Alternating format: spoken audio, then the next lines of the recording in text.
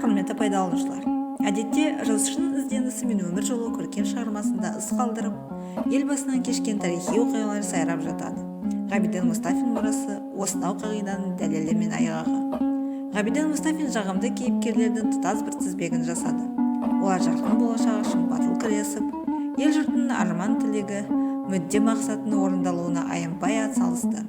Азаматтық тұғырдан түспеді. Өз заманымен тығыз байланысып, күш-қуатын уақыт алдындағы борышты өтеуге арнау, өз замандасына аянбай қызмет ету, еңбек адамның ой арманын, баянды ісін мадақтай жырлау, белсенді күрескер биігінен таймау Ғабиден Мұстафиннің рухани келбеті. Ғабиден Мұстафин – казахский писатель, общественный деятель, член-корреспондент Национальной академии Казахской ССР, народный писатель Казахстана, лауреат Государственной премии Казахской ССР имени Абая. Родился 29 ноября 1902 года в местности под названием Сартабе, на берегу реки Нура, Акмолинской, ныне Карагандинской области. Он научился грамоте у аульного муллы. В возрасте 14 лет получил годичное образование на русском языке у табельщика Спасского завода и был принят в 4 класс 5-летней русско-казахской школы. В 1918-25 годы он работает в различных учреждениях. В 1925-1933 годы работает в Кызылординском краевом суде в качестве регистратора судебных дел. В 1933 году работал сначала слесарем, затем токарем на шахтах в Караганде. С 1938 года ответственный секретарь газеты «Карагандинский пролетариат», литературный сотрудник газеты «Красное знамя» в городе Новосибирске. В 1938-1948 годы работает сотрудником журнала «Литературный фронт».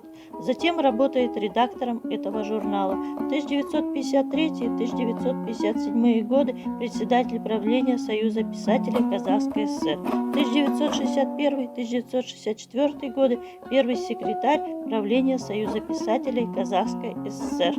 Первый рассказ Ғабидена Мұстафина «Сарсен мен Бакаш» был опубликован в 1927 году, а через год был издан первый сборник его рассказа. В 1940 году вышел в свет первый роман «Жизнь или смерть», посвященный жизни карагандинских шахтеров.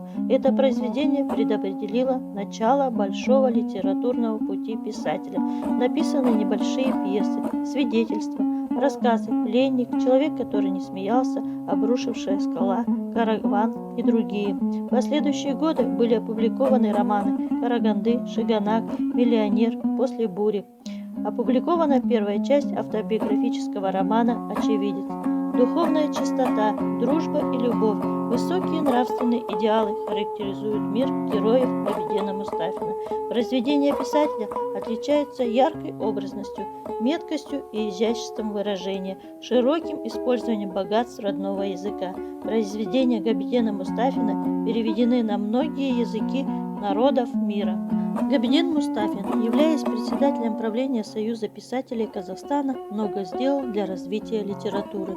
Награжден орденом Ленина, Трудового Красного Знамени, Отечественной войны второй степени и многими медалями. В 1983 году было издано 5-томное собрание сочинений.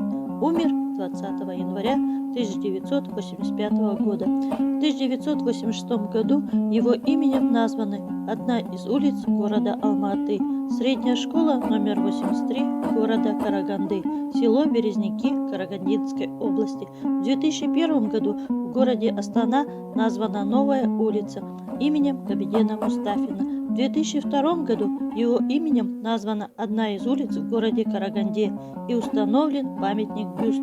Поселок Токаревка переименован в поселок Ғабидена Мұстафина.